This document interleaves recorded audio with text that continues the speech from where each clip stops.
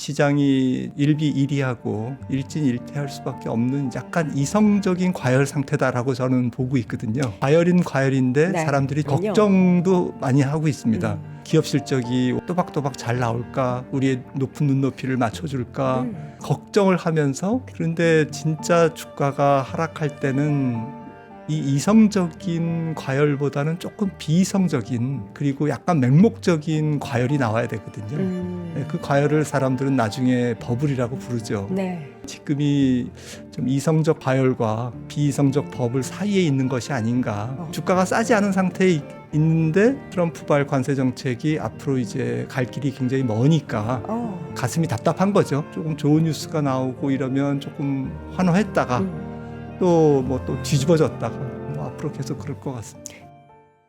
네, 월스트리트 모닝 브리핑 함께하고 있습니다. 이번에는 글로벌 인터뷰 3프로TV 이코노미스트 김한진 박사 모시겠습니다. 어서 오세요, 선생님. 네, 안녕하세요. 네, 반갑습니다. 엄청 춥죠?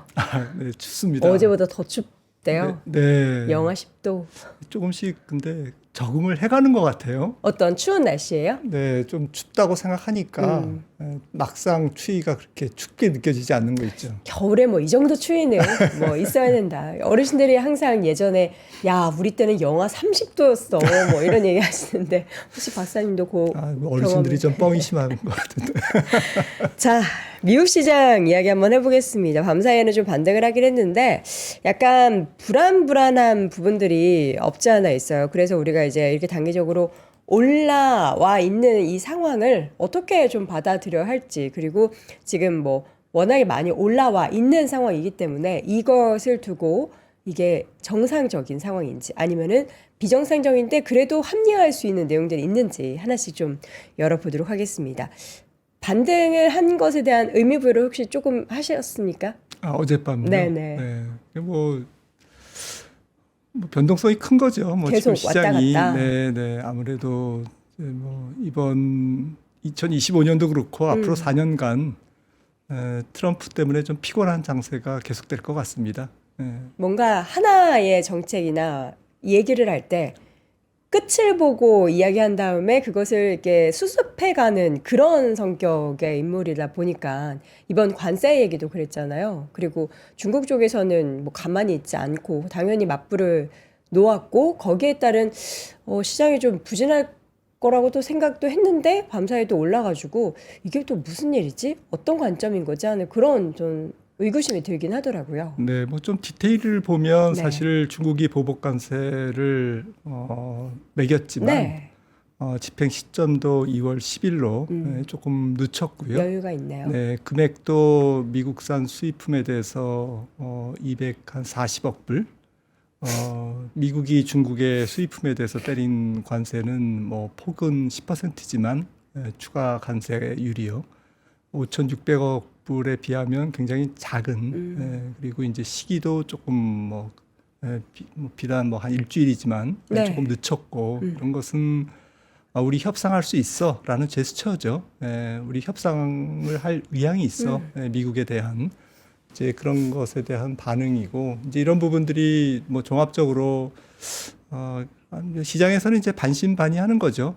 이 관세 정책이 결국 트럼프의 상당히 조금 미리 먼저 부과를 하고 후협상, 선부과 후협상의 이제 그러한 트럼프의 조금 전략, 이런 것들이 이미 이제 노출이 됐고, 실제로 부과는 그렇게 크지 않을 것이다라고 하는 기대가 아직은 살아있죠. 그래서 이런 부분. 하지만 중국과 이제 앞으로 EU나 혹은 뭐 한국, 대만 이런 쪽으로 이제 그 관세 전쟁이 본격화되는 이제 시작에 불과하기 때문에 앞으로 험악하겠구나. 굉장히 갈 길이 멀다라는 이제 불안감도 이제 같이 공존하고 있고요. 네. 그래서 이게 플러스 마이너스 이게 충돌이 되다 보니까 시장이 좀 뭐 일비일이하고 일진일퇴할 수밖에 없는 이제 그런 구조인 것 같습니다. 그런 상태에서 미국 증시가 지금 싼 건 아니잖아요. 네. 싸지는 않기 때문에 제 생각에는 뭐 약간 이성적인 과열 상태다라고 저는 보고 있거든요. 이성적인 과열 상태. 과열인 과열인데 네. 사람들이 조심을 해. 그리고 알고는 있는 네, 거군요. 걱정도 많이 하고 있습니다. 기업 실적이 올해 4개 분기 중에 또박또박 잘 나올까? 우리의 높은 눈높이를 맞춰줄까? 엔비디아가 잘 할까? 뭐 이런 걱정을 하면서 그쵸. 주가는 근데 비싸요. 음. 그런데 진짜 주가가 하락할 때는 이 이성적인 과열보다는 조금 비이성적인 그리고 약간 맹목적인 과열이 나와야 되거든요. 그 과열을 사람들은 나중에 버블이라고 부르죠. 네. 그래서 뭐 추상적인 개념입니다만 지금이 좀 이성적 과열과 비이성적 버블 사이에 있는 것이 아닌가. 그래서 그런 그러니까 주가가 싸지 않은 상태에 있는데 트럼프발 관세 정책이 앞으로 이제 갈 길이 굉장히 머니까 시장은 조금 뭐 이렇게 가슴이 답답한 거죠. 그래서 약간 뭐 느슨해지는 그런 조금 좋은 뉴스가 나오고 이러면 조금 어제처럼 좀 환호했다가 또 뭐 또 뒤집어졌다가 뭐 앞으로 계속 그럴 것 같습니다. 지금 표를 하나 준비해 주셨는데 지금 현재 시장과 2000년 3월과 시장을 좀 비교를 해 주셨어요. 이게 어떤 차이가 있는 걸까요? 가장 큰 차이는? 가장 큰 차이는 뭐 비싸긴 하지만 지금 말씀드렸듯이 좀 디테일을 보시면은 그렇게 비싼 건 아니다라는 거고요. 사실 2000년 3월과 비교하는 것은 어폐가 있죠. 왜냐하면 2000년 3월 주가가 고점을 찍고 한 2년에 걸쳐서 85%가 떨어졌잖아요. 그 떨어지기 직전, 그 대폭락이 시작되는 그 시점을, 그 피크를 지금과 비교한다? 이거는 뭐 사실, 조금 어폐가 있는 거죠. 굉장히 좀 이례적인 비싼 시기였기 때문에 그런 거죠. 하지만 그래도 비교를 한다면 요 음영돼 있는 부분이 그래도 지금은 뭐 거품이 아니다라고 하는 것을 반증하는 그런 데이터가 아닌가 싶고요. 반반인데요, 딱? 네, S&P IT 업종의 12개월 어닝을 대비한 PR이 그 당시에는 56배였고 지금은 30배가 조금 안 되고요. 주도주 PR이 중요한데 그 당시에 시스코나 퀄컴 같은 경우가 뭐 그래도 이익이 나는 그 당시에 주도주였습니다. EPS가 마이너스인 주도주도 많았고요. 네. 시스코 127배, 뭐 오라클 100배. 지금은 테슬라만 지금 100배 넘고 나머지 M7 종목들이 다 20배에서 30배 사이예요. 굉장히 양호한 상태고요. 시총 탑10 종목의 PR도 당시에는 110배였고요. 지금은 30배가 조금 안 됩니다. 제일 중요한 거는 시장의 심리 상태인 것 같아요. 말씀드렸듯이 그때는 완전히 좀 비이성적이고 맹목적인 그러한 그 시장의 강세론이 이제 완전히 팽배했던 상태였고 지금은 굉장히 이성적이죠. 비싸긴 비싼데 사람들이 조심스럽게 쫓아가고 있습니다. 그래서 오늘 실적 발표된 내용들도 봐도 조금만 그 기대치를 하회하거나 아니면은 비트 수준이 나와도 시장은 뭐야 지금 이러한 AI 대변혁기에 그 정도밖에 실적 못 내 하면서 그냥 다 등 돌리더라고요. 뭐 그냥 주가가 굉장히 뭐 사정없이 떨어지고 네. 지난주인가요? 마이크로소프트 같은 경우도 앞으로 뭐 캐펙스 조금 준다고 하니까 네. 그냥 뭐 실적 괜찮았는데도 주가가 많이 빠졌지 않습니까? 이렇게 가이던스 또 앞으로의 그 기업의 성장 비전 이런 것들이 주가를 움직이고 있는 것으로 봐서는 사람들이 굉장히 이성적이죠. 지금은 그러니까 뜨거운 가슴만으로 투자하는 게 아니라 머리로 딱 생각하면서 이렇게 돼서 더 올라가야 주가도 같이 따라 올라갈 거야를 다들 투자자분들이 예의주시하고 있는 거군요. 네, 그런데 이제 조금 약간 심리적으로 약간 쏠림이 있는 것은 야성적 충동이 굉장히 강한 상태죠. 그러니까 주가가 폭락했을 때 굉장히 공격적으로 매수를 들어온다든지 네. 이런 그 야성적 충동이 굉장히 충만한 상태. 그러니까 아직 조금씩 사람들이 이제 겁이 없어지는 이게 조금 더 진행되면 이제 굉장히 맹목적인 수준 그쵸. 추종자가 되는 거죠. 네. 경기 수준을 한번 볼게요. 지금 헤드라인이 2025년 경기가 올해 미국 경기가 작년보다 더 좋기는 어렵다. 그러면은 경기에 따른 뭔가 산업의 영향은 당연히 있을 건데 이렇게 또 작년보다 부진하다면 주가 상황도 만만치 않게 좀 어려울 수밖에 없는 거네요. 매크로 상황은 사실은 지금은 골디락스죠. 그리고 뜨겁지도 차갑지도 않은 상태에서 디스인플레이션, 물가가 조금씩 점진적으로 잡혀가는 주식시장이 가장 좋아하는 환경입니다. 그래서 문제는 이런 골디락스 환경이 이제 언제 깨질 건가, 균열이 생길 건가라는 부분이지 않겠습니까? 이제 지금 어제 구인 건수 2달 전 수치입니다만은 760만 건 나온 것 같아요. 미국 기업이. 네. 조금 지난달보다는 50만 건 정도가 줄은 상태고, 근데 그럼에도 불구하고 실업자 한 명당 유효 빈 일자리는 1.1개, 여전히 1.1개 수준이거든요. 네. 비록 한 2개 수준에서 내려오긴 했습니다만은 다른 나라에 비하면 굉장히 양호한 수준입니다. 그래서 고용 시장을 비롯한 미국 경제 전반적인 상황은 굉장히 좋습니다. 그래서 주식 시장이 현재 상태만 만약에 올해까지 연말까지 계속된다면 주식 시장은 EPS가 그렇게 크게 훼손되지 않을 가능성이 있습니다. 지금 전체적인 기업 이익의 추세는 상당히 매크로 환경보다는 강한 편이거든요. 그것은 이번 경기 사이클의 특징이 기업이 중심이 되고 있다. 특히 핵심 기업, 빅테크가 중심이 되고 있고 그 빅테크 안에서도 그 빅테크 기업들의 캐펙스, R&D 투자나 클라우드 투자나 AI 투자 이런 그 투자 부문이 전체 매크로 환경을 주도하고 있다라는 거거든요. 그러니까 매크로 환경이 조금 미국 기준입니다만은 그냥 그저 그래 예상한 대로 나와 이러면 기업 이익은 계속 그것보다는 훨씬 높은 수준에서 움직일 가능성이 높다는 거죠. 네. 그래서 과거보다는 매크로보다는 전체 거시 환경보다는 기업 이익의 탄력성이 굉장히 높은 그러한 특징을 보이고 있기 때문에 크게 지금 당장 걱정할 것은 없는데 네.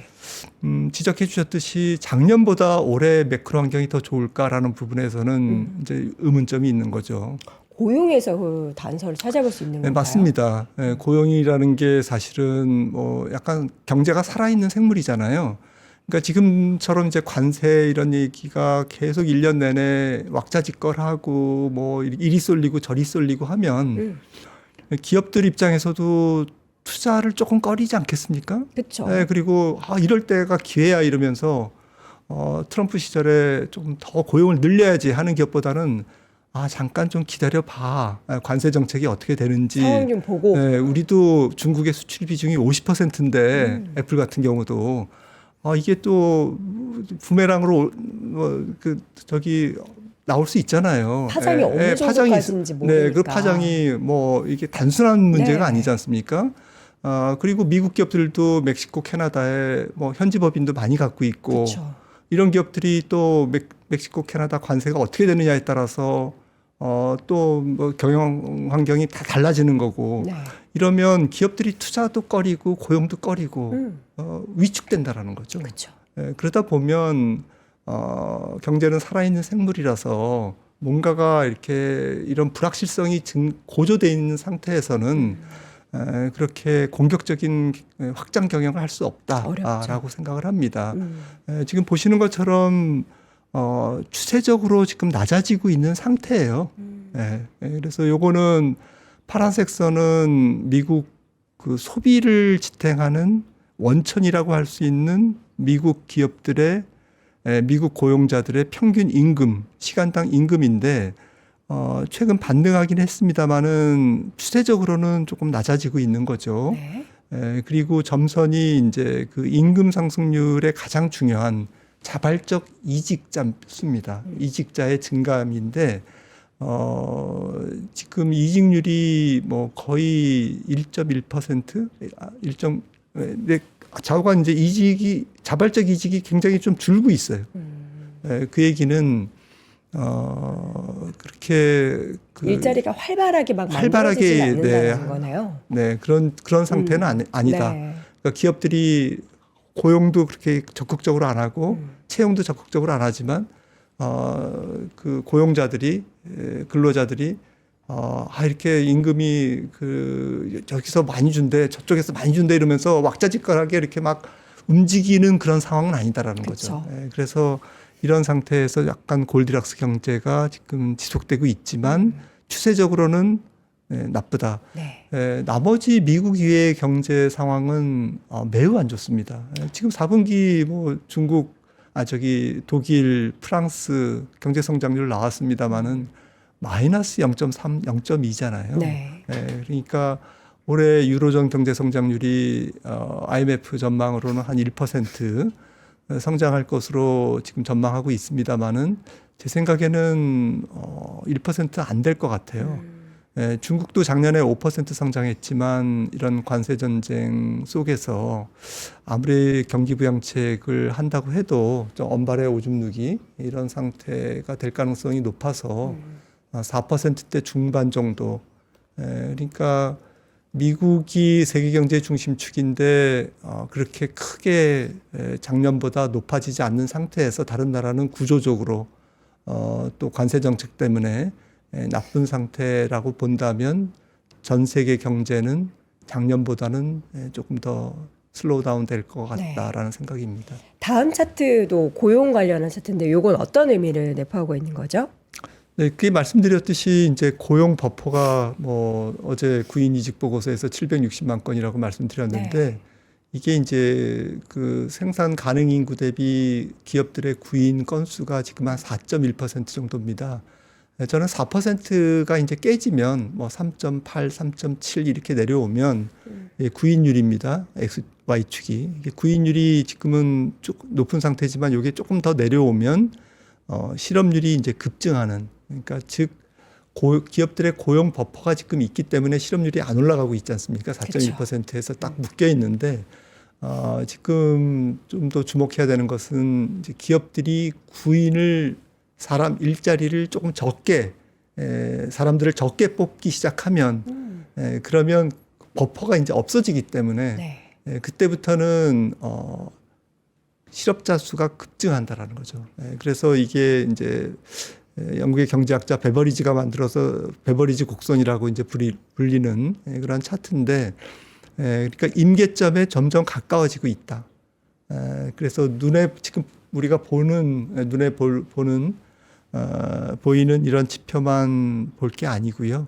이 미국의 전체적인 고용 버퍼가 소진되고 있음을 직시해야 되는 거고, 그 이후에 갑자기 실업률이 이제 증가할 수 있는 그 시점이 상당히 가까워지고 있다라고 이제 볼 수 있겠습니다. 네. 지금 경기 상황도 경기 상황인데 금리를 통해서도 좀 보도록 하겠습니다. 작년과 비교하자면 올해의 시장 금리가 작년보다 더 낮아지기는 어렵다. 이건 또 어떻게 해석을 해야 될까요? 네, 그렇습니다. 작년에 미국 국채 10년물 평균 금리가 한 4.2%였습니다. 알게 모르게 지금 뭐 4.8 갔다가 조금 떨어지니까 낮아졌다고 생각하지만 작년 평균보다 높거든요. 지금 금리가. 뭐 4.2였으니까 평균 금리가. 맞아요. 작년 연말은 뭐 한 4.6, 7 정도에서 끝났습니다만은 그래서 지금 뭐 4.5% 위에서 지금 놀고 있지 않습니까?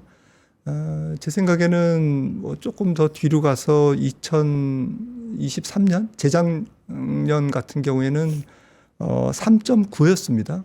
미국 국채 10년물 금리 평균이. 그러니까 3.9에서 작년에는 4.2 이렇게 올라왔는데, 그러면 앞서 말씀드린 이제 경기가 작년보다는 조금 낮아지니까 미국 국채 금리는 낮아지겠네 이렇게 생각하는 게 맞을까? 저는 이제 그렇지 않다라는 거죠. 올해 저는 미국 국채 평균 금리를 5.2로 보고 있습니다. 그래서 평균을 5.5%대 초반이라고 본다면 한 5% 중반까지도 갔다가 또 낮아지면 뭐 5%를 살짝 깨서 한 4%대 들어왔다가 이렇게 왔다 갔다 할 거라는 그런 예측을 갖고 있고요. 그렇게 생각하는 근거는 트럼프 비단 트럼프 정책 때문만은 아닌 것 같습니다. 그럼요. 이미 깔아놓은 판, 이미 풀려진 통화, 이미 풀려진 재정 수지 적자, 그리고 이미 많이 공급될 것으로 운명적으로 예정돼 있는 미국의 엄청난 국채 발행 공급량, 이런 것들은 사실 트럼프 들어오기 전부터 조성된 환경이었거든요. 그쵸. 근데 이런 부분들 플러스 트럼프의 정책이 아무래도 인플레이션에 조금 자극을 주는 그러한 정책이 먼저 시장에 투영이 되고 인플레이션을 잡는 정책, 예를 들자면은 뭐 일론 머스크가 이끄는 도지의 뭐 이러한 그 재정 감축이라든지 아니면 드릴 베이비 드릴, 뭐 에너지. 에너지를 왕창 셰일 오일을 양산해서 미국 휘발유 가격을 떨어뜨리는 뭐 이러한 인플레이션을 낮추는 정책은 조금 시간이 뒤로 걸리죠. 지금 예정돼 있고 당장 시장이 기대하는 두려워하는 여러 정책은 좀 인플레이션 친화적인 정책이고 맞아요. 문제는 기대 인플레이션인 것 같아요. 트럼프 일기 때만 해도 시장의 기대 인플레이션이 0.5에서 1.0이었습니다. 2017년에. 네. 지금이 2.5에서 3.0이에요. 네. 그래서 기대 인플레이션, 사람들의 기대 인플레이션은 물가가 이 정도 상승하면 국채 매수자인 경우에는 그 정도 금리는 기본적으로 받아야 돼. 이런 기대 인플레이션이 채권 가격에 투영이 되거든요. 그렇죠. 이제 이런 부분들. 그리고 근로자들도 기대 인플레이션이 3%? 그러면 임금은 4%는 올려줘야지. 뭔 얘기야. 이게 이제 임금 상승, 지금처럼 노동조합의 그 힘이 세진, 미국 굉장히 힘이 셉니다. 노동조합의 힘이. 그런 상태에서는 기대 인플레이션이 3%인 거는 5%의 임금 상승을 요구한다라는 거죠. 지금 그렇게 진행되고 있지 않습니까? 네. 미국의 전 산업에서. 5%가 뭡니까? 10%, 20%도 지금 밀린 것까지 다 달라. 이렇게 하고 있죠. 이런 것들은 결국에는 인건비 상승을 통해서 다시 또 제품이나 서비스 가격 상승으로 이어지는 인플레이션의 악순환에 지금 고리 역할을 하고 있는 것이죠. 그래서 저는 시장 금리가 패러다임이 바뀌었다라고 생각을 하고 있고 작년에 평균 국채 금리 4.2% 이거는 있는 게 좋겠다. 잊어버리는 게 좋겠다. 패러다임이 바뀌었다고 생각합니다. 그렇게 변화가 나타나는 그 상황에 대해서 주식 투자하는 분들은 이 작년보다 높아져 있는 금리 상황에 대해서 불안감을 계속 느끼고 있는 거잖아요. 근데 이게 달라질 만한 트리거가 될 만한 상황은 우리가 당장은 기대하기는 좀 어려운 거죠. 그러니까 지금처럼 국채 금리가 한 4% 중반에서 왔다리 갔다리 하면 저는 주식시장이 괜찮을 것 같습니다. 네. 순항할 것 같고요. 그런데 지금 앞서도 우리가 확인했듯이 주식시장의 전체 밸류에이션이 높아져 있는 상태, S&P 퍼가 전체적인 퍼가 22배. 그러면 주식 수익률이 어닝스 일드가 5%가 안 된다는 거잖아요. PR의 역수를 우리가 주식의 기대 수익률로 그렇죠. 본다면. 그런데 금리가 5% 이상으로 가면 시장이 이제 굉장히 흔들릴 수 있는 그러한 입장인 거죠. 그래서 지금은 뭐 아슬아슬한 외줄타기를 지금 시장이 하고 있는 거고요. 그러니까 편안한 상태에서 지금 게임을 하고 있는 게 아니고 굉장히 불안한 상태에서 오징어 게임을 하고 있는 거거든요. 그래서 잘못하면 이제 죽는 건데 사람들은 그럼에도 불구하고 끝까지 이제 파티를 해나갈 의지를 지금 참여를 하고 있는 거죠, 다들. 참여를 하고 네. 있는 거죠. 왜냐하면 돈이 보이니까. 그리고 금리가 갑자기 뭐 5% 넘는다는 보장도 없는 거고 트럼프 정책이 뭐 약간 블러핑이 있고 실제 관세율 부과는 낮을 거야. 그 똑똑한 사람들이 미국의 인플레이션, 미국의 그 장바구니 물가를 폭등시키면서 관세를 부과할 것 같아? 아니야. 뭐 다른 문제가 있을 거야. 아마 중국을 때리거나 캐나다와 멕시코를 통해서 우회 수출하고 또 이민자 문제, 펜타닐 문제 이런 부분들을 억제하기 위한 거고 또 미국의 제조업 부흥을 위해서 미국에 공장 지으라는 거야. 그쵸. 네, 그런 거 목적이 그걸 좀 알아서 새겨서 들어야지. 액면 그대로 인플레이션을 미국이 전부 온몸으로 받는다고 그럴 리가 없어. 그쵸. 시장은 지금 그렇게 기대를 하고 있는 거죠. 그리고 네. 일부는 맞는 거죠. 네. 다양한 차트 준비해 주셨는데 저는 이 세 번째 차트가 되게 좀 무시무시한데 금리를 올릴 당시보다 많이 올리고 나서 그 다음 몇 년을 좀 조심해야 한다. 이 이유가 뭘까요? 네, 항상 그랬네요.